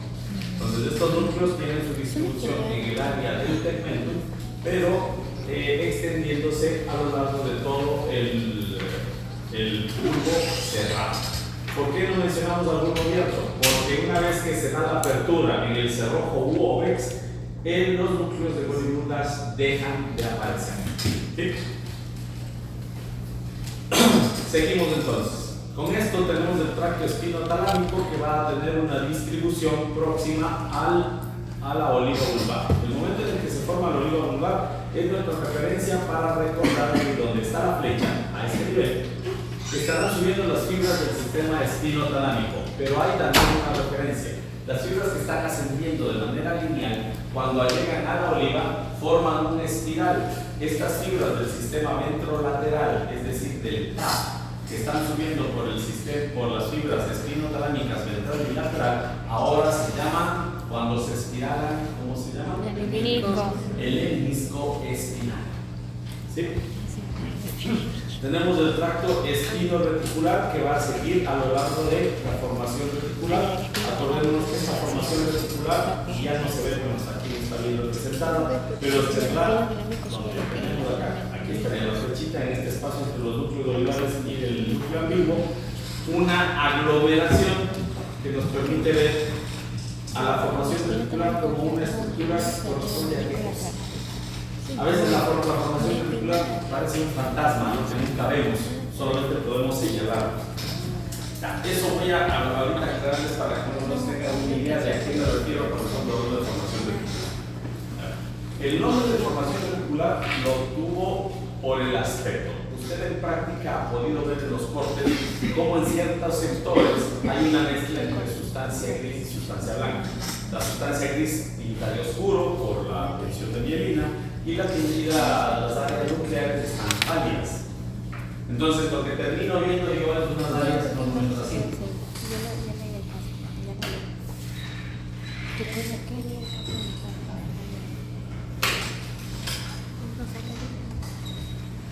Grupos de neuronas que botan sus fibras, se conectan entre sí y terminan haciendo una especie de red. Si es que yo borro el límite, lo que termino viendo es esto. Y por eso tiene el aspecto como si fuera una red, por eso se llama sustancia reticular, formación reticular. Esta formación reticular, ¿por qué se organiza así? Porque terminó siendo relevo de un antiguo ganglio. Entonces mezcló un poco de fibras mielinas, retinomielinas, dando este aspecto tan irregular. Aparte de eso, consideremos que hay un montón de fibras que les atraviesan, que están ascendiendo y descendiendo. Entonces, por eso es tan irregular y tan ambigua, no tan borrosa, difuminada. Ese sector, que lo vemos así, ha sido sometida a estudios desde tiempos, desde el siglo XIX, y fue razón para investigar factores como la función respiratoria, la función cardíaca. Antes, ¿cómo se podía estudiar esto? Abrir un carácter y ver qué es lo que se dañó y acordarse qué era lo que tenía el paciente. El paciente se paró de una y la respiración y le encuentra un sangrado. Esto debe controlar la función respiratoria. Si se le paró el corazón sin afectarse la función respiratoria, pues eso tiene que tener algo que ver con el corazón. Y luego de eso, decir, bueno, vamos a afectar o vamos a dañar estas estructuras en un animalito. Entonces, me pegan electrodos, quemaban los sectores, veían que función se paraba, o metían electrodos y veían qué función se le estimulaba. ¿Ya? Entonces, resultado de esos estudios se fue determinando que la formación reticular tenía diferentes sectores, diferentes sitios. ¿Ya? Y esa formación reticular se determinaba dándoles esas diferentes funciones diferenciadas. Entonces, cuando nosotros hablamos de formación reticular, en este caso, las fibras espinoreticulares, tenemos que considerar que eran todas esas que subían a cada lado de la sustancia gris. Digamos, acá está el blanco, la sustancia gris, viene a los lados y termina metiéndose a las áreas de su formación reticular, que solo las podemos identificar por ser así tan borrosas y difuminadas. Los estudios del tronco encefálico han determinado que a lo largo de todo el tronco encefálico, a lo largo de todo el segmento, hay formación reticular. Y esta formación reticular tiene tantas conexiones y tiene tanto influjo en todas las funciones del organismo que comandan nuestra conciencia y nuestras funciones vegetativas, incluso nuestros ritmos circadianos. Si usted recuerda que hay unos ritmos circadianos, ¿se acuerda? ¿Alguien puede decir? Es como un reloj interno. El sistema que va a controlar lo que es No, ritmo circadiano, no sistema. Era como un reloj interno del cuerpo de 24 horas. Es un ritmo, es una secuencia. El ritmo cardíaco, ¿sabe que ustedes se seguía por las onomatopeyas del YouTube? Y ese ritmo. Si es que yo pierdo el ritmo, sabemos que se aceleró la frecuencia, se mantiene el ritmo. Perdió el ritmo. Entonces, un ritmo es una secuencia repetitiva que establece un proceso funcional determinado para regular nuestras funciones del día a día que se pueden extender a semanas o meses.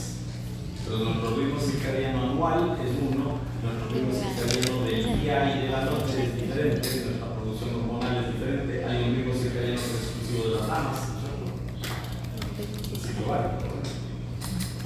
entonces son sistemas funcionales que se acoplan. Entonces todo eso lo rige el conocimiento en comando de influjo sobre el pincel. O sea que encima que se le robaron la jefatura, sigue influyendo sobre los genes. ¿Ok? Entonces los tractos espinoreticulares lo que van a hacer es subir a los lados de la médula y van a buscar la formación reticular. Los tractos espinocerebrosos, ¿qué es lo que van a hacer? Atraviesan la formación reticular y se meten al cerebro por los cerebros. ubicados habitualmente en la periferia del tronco. El tracto cuneo-cerebeloso, de esto podríamos hablar de la. Y quien me diga que no lo conoce, no realizó el video, no ha hecho el paso y va a ser víctima de nivelio más profundo, que es el fascículo cuneo-cerebeloso. Recibir. A los que tienen que recuperar puntaje de ellos, el cuneo-cerebeloso. Recibir información. Oigan, se van a jalar, no lo veo tan ligero. Cuneo-cerebeloso. Así lo he hecho en práctica, así lo he comentado acá, que es el fascículo cuneo-cerebeloso. Segundo tren de riel. Que recibe información. El segundo polizón.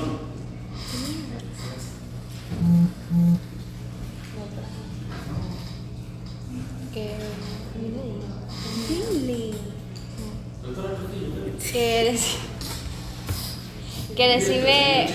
recibe información propioséptica inconsciente. ¿Ah? Que recibe información propioséptica inconsciente. Propioséptica. Propioceptiva inconsciente. Inconsciente. Sí. Propiocepción inconsciente. Sí, en los miembros superiores y en los miembros superiores. ¿Por qué dijimos que formaba, eran parte de un polizón? ¿Para qué le dijimos eso de segunda tren de riel? Porque son las del segundo orden. Decíamos que se van por los cordones posteriores, ¿no? Se van metidos, pegaditos al fascículo de burla, pero no tienen nada que ver con PTP, es propiocepción inconsciente. La propiocepción inconsciente necesita de la consciente y viceversa, pero esta no se va al núcleo de burla ni de Boyle, estos núcleos no se la dejan, sino que hay un núcleo adicional más afuera que es el núcleo de burla accesorio. Y del núcleo de burla o cuneiforme accesorio salen las fibras directamente al cerebro. Este es el fascículo único cerebeloso que cumple funciones de propiocepción, pero de los miembros superiores, gracias a otro poquito más, y de los miembros superiores. Y los inferiores,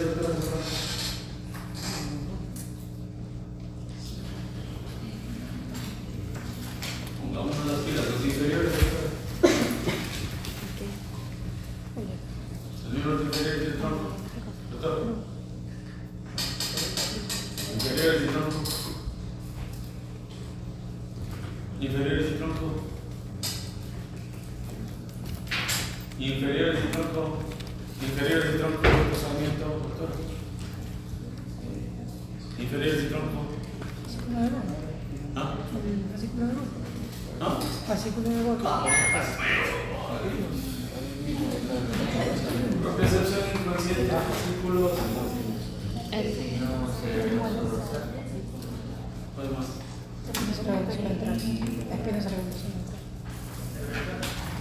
El de gol. Tengo al doctor también que estaba sacando su movimiento del doctor griego. Digamos el doctor. Un más. Sí. Péguese, pero no solo para que eso en la clase, sino para que estudie. ¿Sí? Le enseñe bien. El doctor Figueroa ya le deja encargar. Y si está el doctor también que lo va a poner. Entonces, las fibras, espinos, cerebrosas, dorsal y ya, miren ustedes acá, ahí está un muñequito dándoles la vuelta. Miren ustedes acá que se puede observar ya. Acá ustedes ven las pirámides vulvares, no tienen forma de pirámides, sino que las fibras están bajando por el grupo cerrado. Acá se puede observar la decruzación. Cuando se cruzan las fibras, se amputan las astas ventrales. Acá debería estar el núcleo ventral. El núcleo ventral de. No, el núcleo espinal del accesorio. Se da la decruzación y estamos con un mundo cerrado. Cuando ya tenemos un grupo abierto, podemos observar a este nivel las fibras que se han organizado desde los núcleos de Golyburdas. ¿Sí? Acá están los núcleos de Golyburdas y acá ya se vienen organizados y se han cruzado hacia adelante, dando lugar a columnas como filas de monedas. Estos son los leniniscos mediales. Entonces Entonces así podemos ver como pilas que van subiendo a lo largo del bulbo raquídeo. Esos son los de ministros mediales, cuya función es vete. Y podemos ver que esa pila de monedas forma un bloque en el que los miembros superiores e inferiores están representados a este nivel. ¿Okay? ¿Por qué la cabeza no? ¿Por qué en esos ministros solo están los miembros superiores e inferiores? ¿Por qué no la cabeza? Vamos con la fila de los recuperables. ¿Por qué no la cabeza?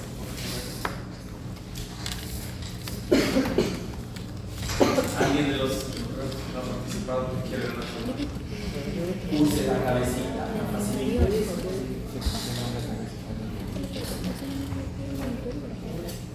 Por eso es tan difícil con un smartphone. Y no me gusta solamente en Seguro porque estas la cosas. proposición No se entiende eso. Mientras que el proceso es una posición de movimiento. La función BTP y TAP de la cabeza, ¿por qué les dio?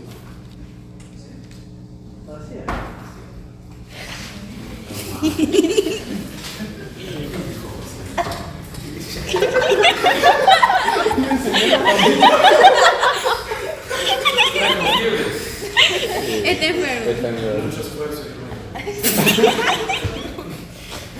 Perdonemos de por qué le dio. Entonces, ¿dónde estaría la sensibilidad del BTP y del TAP? En el núcleo espinal del trigémino, en el núcleo principal del trigémino y en el mesencefálico del trigémino. Y ya mencionamos las definiciones. Entonces, por eso es que acá la somatotopia que dibujo solamente tiene miembros superiores, inferiores y tronco. La cabeza no va. Él se sentía apachurrado. Y avanzamos. Se siente ¿Qué así. tractos descendentes tenemos a ese nivel? El tracto córtico-espinal, el que habíamos mencionado acá, se ve la degustación, pero a este nivel podemos observar las fibras de las pirámides lugares descendiendo, ¿sí? Que son el tracto córtico-espinal. ¿Por qué no el córtico nuclear? Porque el córtico nuclear todavía está por llegar. A este nivel, en bulbo cerrado, solo tenemos fibras que van a la médula.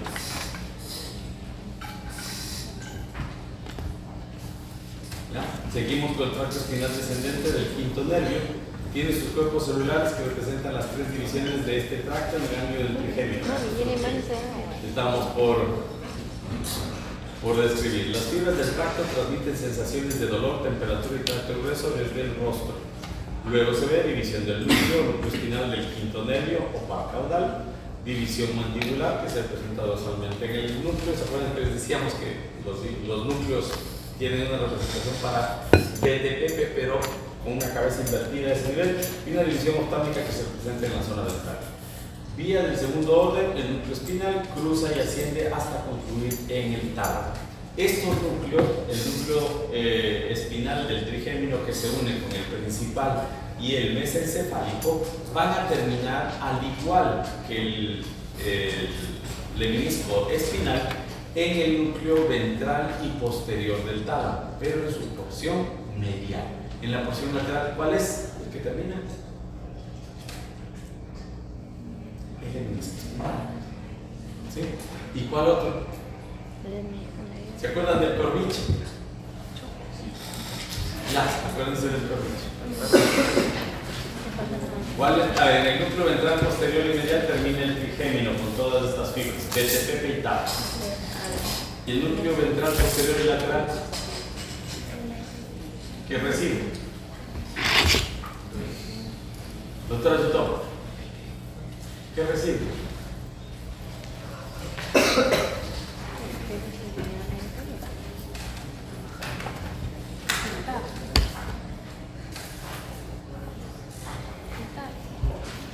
A ver, si es que BTP y TAP del trigémino van al núcleo ventral posterior y medial y se acordaron del corviche, al núcleo ventral posterior y lateral del tálamo llegaría. Gracias, doctor Figueroa. Las fibras del lemnisco medial y lemnisco espinal, que son la representación de BTP y TAP de la médula espinal. decir miembros superiores y inferiores. ¿No está claro, doctora Alvarado? ¿Por qué? A ver, les voy a hacer el dibujito para que hagan un recuerdo, pero no puedo estar haciendo recuerdo de cosas que ya... Miren cómo no avanzamos. Corviche, partido del corviche, nos encontramos con esta área que es la dorsal, esto mismo es la representación de este sector, ¿sí? ¿De acuerdo? Lo tenemos así, es la porción anterior, estos serían los núcleos, a este lado está el ventrículo, entonces esto es medial y esto es lateral. Y esto es ventral, acá es dorsal, ¿sí? Y como esto es anterior y esto es posterior, es el núcleo ventral, posterior y lateral. A este nivel que recibíamos las fibras de BTPP y TAP, ¿de qué sistemas? Del sistema dorso medial y del sistema ventrolateral. El dorso medial que era fascículo de Gol y Buldas. El ventrolateral, espino talámico ventral y lateral. ¿Sí? Que era termal, que es ventral. ¿Ok? Entonces, todo esto representaba un bracito, una manito y un tronquito. Pero esto de acá era la representación de un rostro. ¿Sí? ¿Por qué? El núcleo ventral, posterior y lateral era para tronco, miembros superiores e inferiores. Pero el núcleo medial era para rostro. Acá venía el trigémino. ¿Sí? Entonces vienen las fibras de TAP del núcleo espinal y de BTPP del núcleo principal y mesencefálico. ¿Otra vez? ¿Por enésima vez? Por favor. Yo qué más quisiera que nos podamos detener eternamente, pero no se puede. Si no repasamos o no nos ponemos las pilas, todos vamos a fracasar.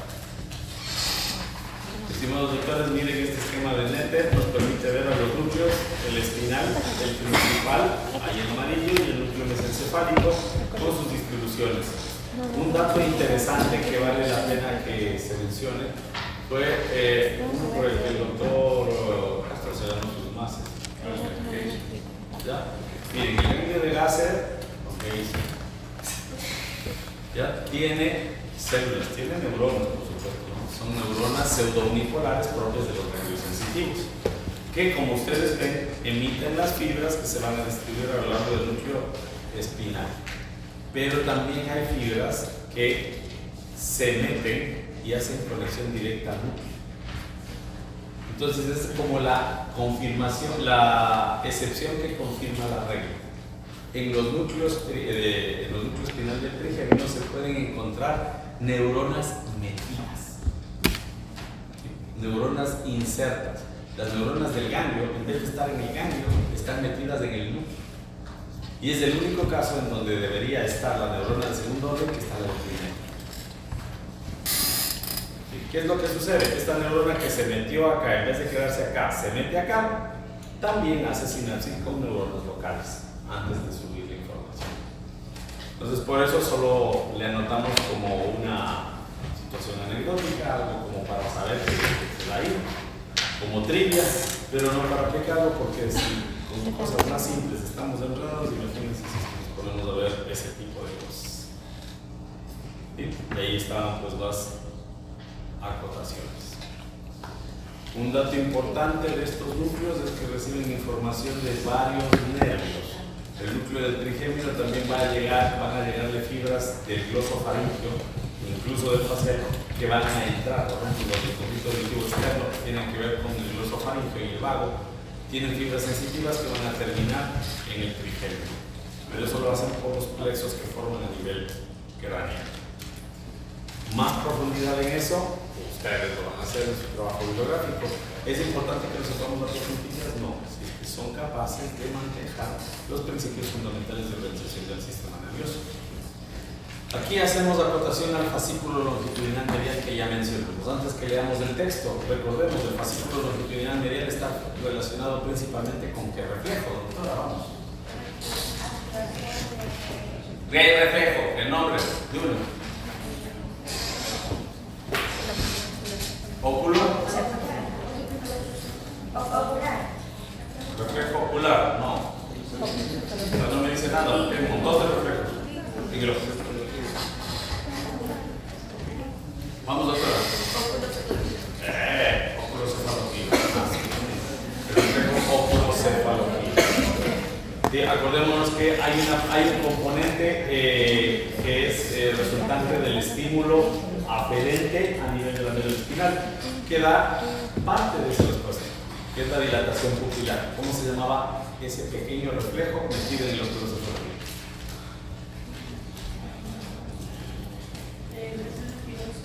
Gracias, doctora. Gracias, doctora. El reflejo espinovismo. Bueno, veamos qué nos dice el fascículo longitudinal medial en este segundo punto. Es muy importante identificar el control de la mirada y de los movimientos de la cabeza. Desciende hasta la médula espinal. Ah, bueno, ya, como que no supiéramos esa pendejada. Lo dominamos. Surgen los núcleos vestibulares y transmiten influencias vestibulares en sentido descendente. A nivel más rostral, tolerancia anular, núcleos vestibulares, proyecciones rostrales y a los núcleos oculomotores y del centro que se ocupa la mirada lateral de la formación reticular. Vamos a aclararles todo este bloquecito en tres cosas fundamentales. Número uno, usted acuérdese ya que el fascículo longitudinal medial tiene una analogía exacta con el señor del semáforo. El señor del semáforo es el que está ahí, ¿no es cierto?, con unos 3 maniquíes adelante y un maniquí atrás, que agarra una fibra y una barrita y les hace bailar a todos, ¿no es cierto? El que rige el movimiento de todos coordinado, ¿cuál es? El señor, ¿sí? Entonces, don complejo vestibular, es decir, el conjunto de 4 núcleos vestibulares están en el área vestibular, es el señor que mueve a los maniquíes. ¿Cuáles son los maniquíes que don complejo vestibular maneja?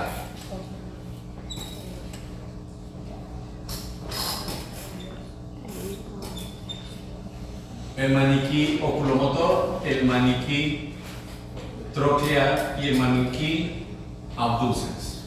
¿Sí? Entonces, ¿qué hacen estos núcleos?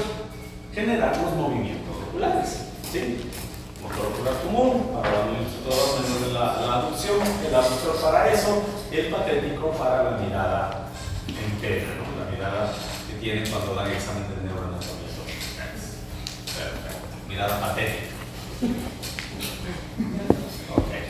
Entonces, esos núcleos tienen que trabajar en coordinación, ¿sí? Y son uno a cada lado. Como son 2 ojitos, tenemos que hacerles mover en forma conjugada. Por eso es que les agarramos la varillita. ¿Cómo se llama la varillita que les une? Fascículo longitudinal medial. Los núcleos vestibulares sirven para el movimiento de lado, pero si es que necesitáramos que los maniquíes muevan los bracitos, ahí ya no avanza el señor, ¿no es cierto? Entonces le dice al hijito, o tiene un monito ahí trepado en los maniquíes, que les tironea los bracitos para que se levanten hacia arriba o bajen las manos, ¿sí? Entonces los maniquíes, aparte de que se mueven así, hacen esto también. Los movimientos verticales, ascendentes y descendentes, dependen de los núcleos pretectales. ¿Sí? ¿Cuáles son los núcleos pretectales? Los que están antes del tecto, en los núcleos de los colículos superiores. ¿Sí se acuerdan de los colículos superiores? ¿Cuáles son los colículos superiores? ¿Dónde están? Colículos superiores. Gracias, doctor. Sí, la lámina cuadrigémina. ¿En qué parte? En la parte. ¿En qué cara? Posterior. ¿De qué? Del tipo de aquí. Digo del. Mesencéfalo.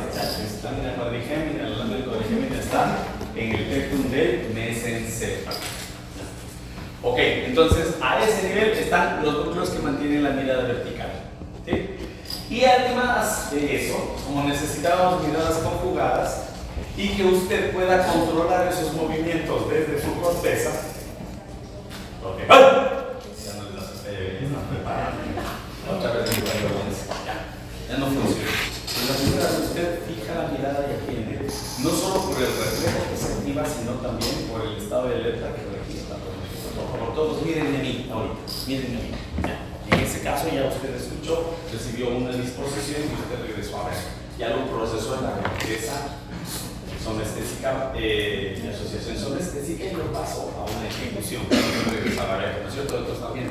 Ya. Entonces eso ya tuvo que ver con la corteza. La corteza también manda órdenes, ¿sí? Y el fascículo que se encarga de hacer eso está en la formación reticular. Es un fascículo que genera fibras transversas que conectan el otro lado, ¿sí? Entonces esa conjugación me determina que si es que, por ejemplo, le digo, señor, por favor, mire a la derecha, la corteza que logra que yo mire a la derecha es la corteza izquierda. Y si yo digo, mire a la izquierda, la corteza que logra que yo mire a la izquierda es la derecha. Entonces esas fibras bajan, se conectan con los núcleos vestibulares y hacen que los ojitos se muevan en sentido horizontal y en sentido vertical. ¿Sí?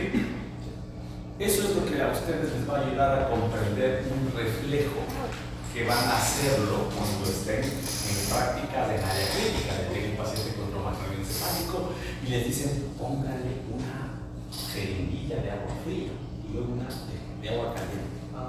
¿Sí? Porque el estímulo a ese nivel va directamente a la formación reticular y activa estas fibras que se llaman fibras reticulares paracontinas. Estas fibras lo que hacen es que la mirada del paciente gire al estímulo, ¿sí? O rechace el estímulo. Por eso, cuando usted haga eso, acuérdese de mí. Por lo menos ya aprendí de ese animal. ¿Cómo se dice en inglés vaca? Vacas. Cold, opposite. Si meto agua fría, se va al lado contrario. ¿Sí? Warm, the same. Si meto agua caliente, agua fría, se va al lado opuesto. Si es que yo meto agua calientita, ¿sí? Se dirige hacia el estilo. ¿Sí? Entonces esto se logra gracias a las fibras reticulares paracontinas. ¿Ya? Y eso se llama el reflejo óculo-vestibular. No me hagan quedar ¿alguna vez siendo 7? Siendo 7 de julio del 2025 recibieron clases de las fibras reticulares paracontinas y del reflejo óculo-vestibular. Les daría firmar un oficio porque casi seguro que el 70% de ustedes se va a olvidar a muerte y en decir, nunca me dio ese feeling, no, jamás. Eso sí no es del 100%. Así que olvídate. Acuérdense de las vacas de Félix. Entonces, ese reflejo es dado por esos mecanismos. Y como tienen también un componente de conciencia, cuando se daña esa corteza que le comanda, hace que su mirada sea controlada por el otro lado. Y ese es un dato que también tienen que acordarse del algo. Estas son cosas que usted va a ver así no quiere. Porque de ley se va a quedar solito en la emergencia porque el residente está chupando. Ya les voy avisando, aquí es una huevada y así va a ser. Se desaparecerá a comer, se fue con la novia, como es casado, no es la novia.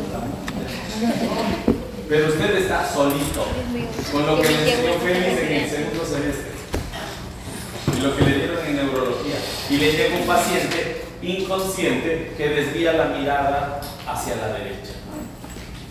Y lo único que tiene es eso, ¿no? Una hemiparesia brachiocrural izquierda, que usted detecta porque al estimularle ve que mueve solamente de ese lado y la mirada desvía, ¿sí?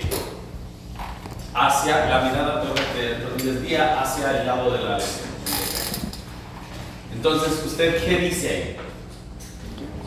Si es que la mirada desvía hacia el lado de la lesión, se lesionó la corteza oculomotora, el área 8 del Broca. Como las fibras se decusan, en vez de que usted pueda mandar la mirada al mismo lado, lo dirige hacia el lado, al lado contrario, lo dirige hacia el lado de la lesión. ¿Sí? ¿Ya? Entonces, desviación de la mirada hacia el lado de la lesión, afectación de las fibras reticulares parapontiles. Mecanismo de Coase o reflejo oculovestibular, resultado de las fibras reticulares parapontiles. ¿Qué hacen estas fibras? Conjugan el movimiento ocular gracias a los núcleos vestibulares, los núcleos pretectales y el fascículo longitudinal medial para dirigir el movimiento de los oculomotores. ¿Cuáles eran los oculomotores? 3, 4 y 6. ¿Listos, doctores? Creo que han aprendido algo más hoy. Son clases súper importantes, pero no nos podemos quedar más.